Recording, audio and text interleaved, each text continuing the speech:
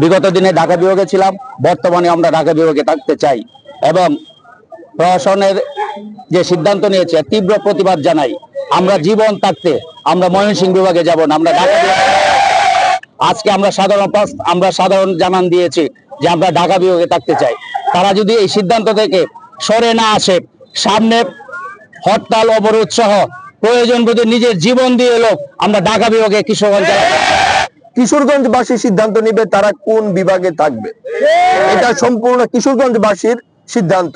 কিশোরগঞ্জবাসী অতীতে তাদের এই সিদ্ধান্ত জানিয়ে দিয়েছে এবং ময়মনসিংহ বিভাগ হওয়ার শুরুতেই আমরা ঢাকা বিভাগের সাথে অন্তর্ভুক্ত হয়েছি। আমরা এখনো ঢাকা বিভাগের সঙ্গেই থাকতে চাই।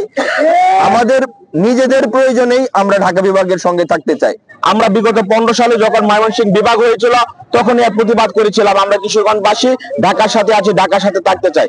বর্তমান ক্ষমতা এবং অর্থনৈতিক বিকেন্দ্রীকরণের যে প্রক্রিয়া চলছে তারই ধারাবাহিকতায় আমরা দেখতে পাচ্ছি আমাদের পার্শ্ববর্তী জেলা গাজীপুর পর্যন্ত অনেক ইন্ডাস্ট্রিয়াল এরিয়া এসেছে। পরবর্তী ধাপ আমাদের কিশোরগঞ্জে আছে। আজকে যদি আমাদেরকে ময়মনসিংহের সাথে অন্তর্ভুক্ত করা হয় তাহলে অর্থনৈতিক ভাবে আমরা অনেক ক্ষতিগ্রস্ত হব। আমাদের কৃষি নির্ভর এবং শস্য নির্ভর, মৎস্য নির্ভর যে অর্থনীতি আছে, যে রাজস্ব আছে, তার ম্যাক্সিমাম অংশই অবহেলিত ময়মনসিংহের দিকে খরচ করা হবে।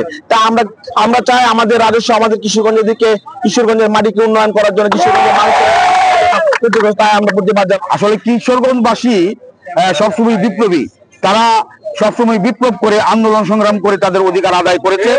আমরা আশা করি যদি আমাদের দাবিকে তারা পাশ কাটিয়ে কোনো ধরনের ষড়যন্ত্রমূলক কাজ করে তাহলে কিশোরগঞ্জবাসীকে সাথে নিয়ে কিশোরগঞ্জ অচল করে দিয়ে আবার আমরা প্রমাণ করব যে আমরা বিপ্লবের জাতি, আমরা বিদ্রোহের জাতি এবং আমরা আমাদের এই যে ন্যায্য অধিকার, এই ন্যায্য অধিকার আদায় করে ইনশাল্লাহ করে ফিরে যাবো।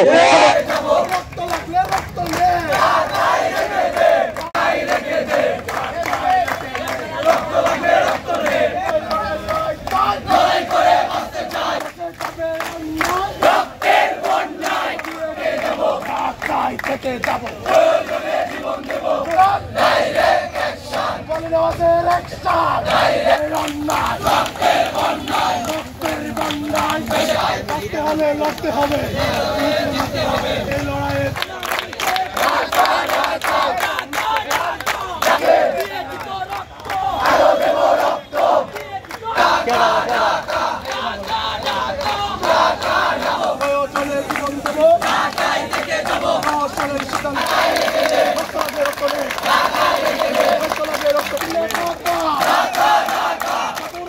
কঠোর হবো।